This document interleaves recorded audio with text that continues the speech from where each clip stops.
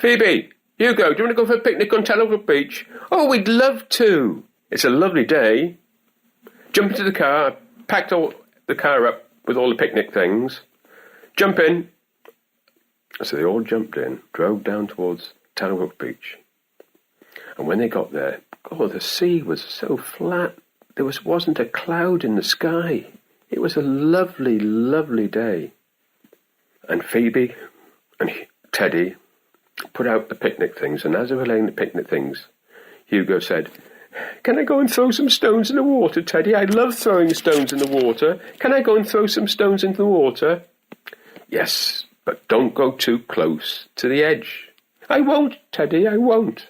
So Hugo picked up 3 stones and down he went, running down towards the water. He picked up 1 stone and threw it in. And on that, huge green snake loomed out of the water, grabbed hold of Hugo, threw him on his back, and off it went. And Phoebe shouted, "Oh, Teddy, look! What's happening to Hugo?" And they looked and they could see this big green snake carrying Hugo out to sea. And Teddy said, "He's going to Monk's Cove. Quick, we need to get to Monk's Cove." So Teddy and Phoebe ran up to the car, jumped in, then they drove down to the harbour to see if Brian was there, so Brian would take them in the boat. And Brian said, "What's the problem, Teddy?" And Teddy told him about Hugo and the green snake, and immediately Brian started up the engine and roared out of the harbour to Monk's Cove. On the way there, they could see Ricky the Rook, and he shouted a warning to Teddy. "Go! He's been taken into the cave. It's guarded by a huge lobster, Teddy. Go! There are also hundreds of crabs in the cave, ready to bite. Go! If you want help, call on Batty the Bat." Anyway, they got to the cave, and Teddy shouted out at the top of his voice Batty's name. Then he shouted again, "Batty!" Next minute, a fluttering mouse with wings flies out. It flies towards the boat and hits Brian right on the cheek, then falls into a bucket and looks up at Teddy. The green snake has a little boy on an island within the cave that's surrounded by water, and the snake is swimming around. It's guarding him. How do we get to him? You'll need to get rid of the lobsters and crabs. My family and friends can do that by squeaking. The crabs and the lobsters hate squeaking. What does Batty mean by squeaking, Teddy?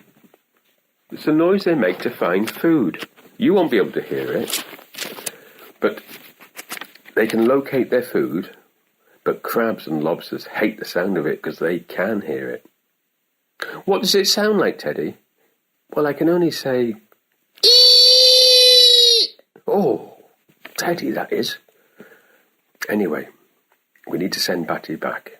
So Teddy carefully picked Batty out of the bucket. "Throw me in the air, Teddy! Throw me high in the air!"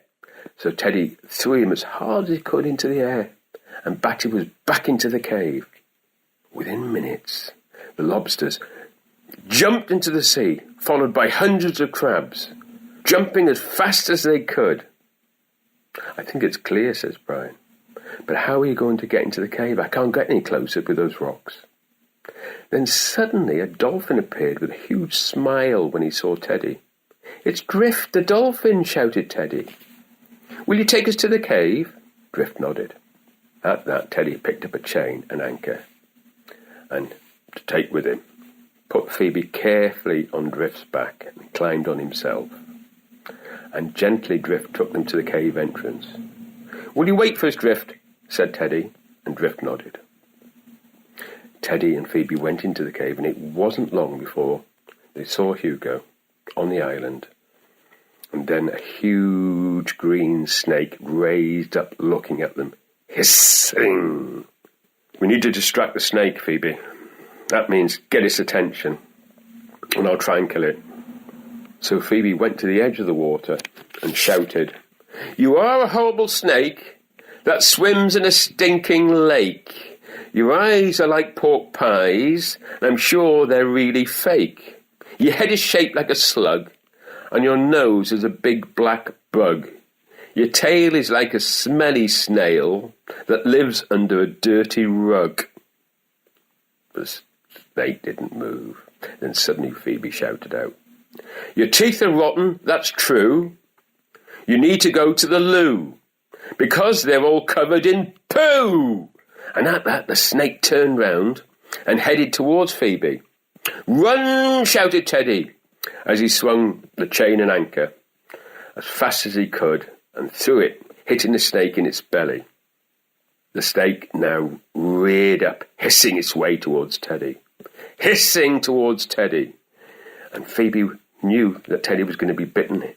Running up to protect Teddy, she finds some driftwood shaped like a sword, quickly picks it up, and just as the snake is about to bite Teddy, she throws it as hard as she could, and it catches the snake between his eyes, into his brain, and the snake falls down dead. "Thank you, Phoebe," said Teddy. "God, thank you so much. You saved me. I thought that chain and anchor would have finished him, but it didn't. But that driftwood did. What a shot. That was fantastic. How did you move so fast?" "It's all the walking, Teddy. You told me to walk, so I do now, and it makes me really fast." "Well, I told you walking would be good for you. Hang on, I'll go and get Hugo," because Hugo was shouting on the island. So Teddy waded out and got Hugo onto his back and carefully carried him back to the cave. And on the way out of the cave, Phoebe looked up at all the bats fast asleep on top of the cave, on the cave. "Thank you, Batty." And as she was going out to the entrance, one bat waved its finger to wish her well. Drift was waiting to take him to the boat. Drift always waits when Teddy tells him. Get on my back." So Teddy put Hugo on first, then Phoebe, and Teddy got on, and Drift very carefully carried him back to the boat. And Brian picked up Hugo and put him in the boat, and Phoebe, and Teddy clambered on board and stroked the dolphin. "Thank you, Drift." "Thanks very much, Drift." And at that, Drift looked at Teddy and smiled. Gorgeous smile, as only a dolphin can do. Looked at Phoebe and looked at Hugo and smiled again. Then off he went, splashing, splushing, out back to sea.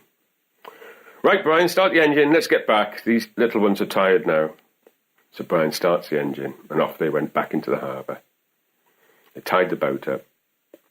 Hugo and Phoebe got into the car, and they drove back to Fort Broadway. Niney was waiting. But when Teddy told them the story, Niney said, "No, I don't believe that. That can't be true." And Phoebe said, "Yes, Niney, it's true." And Hugo said, "Yes, the green snake had me." And then Niney said, "Well, okay, I believe you." So they had tea. And then Teddy and Niney carried Hugo up to bed because he was nearly asleep. And Phoebe followed. And they tucked Phoebe up in bed. And they tucked Hugo up in bed. And they said their good nights and put the lights off. And Hugo was asleep, even though he'd had quite a horrendous day. He was asleep very quickly. But Phoebe was thinking, what an adventure. And she'd met some new friends. How Ricky the Rook had told them the clue about Batty the Bat, who was a strange-looking thing. And that he'd managed to get rid of the lobsters and the crabs. And on that, and also, before she fell off to sleep, she fell in love massively with Drift, the dolphin. What a beautiful dolphin. What a lovely dolphin Drift was. And then she fell asleep, fast asleep. Good night, sweethearts. Good night, Phoebe. Good night, Hugo. Another adventure soon. Sweet dreams.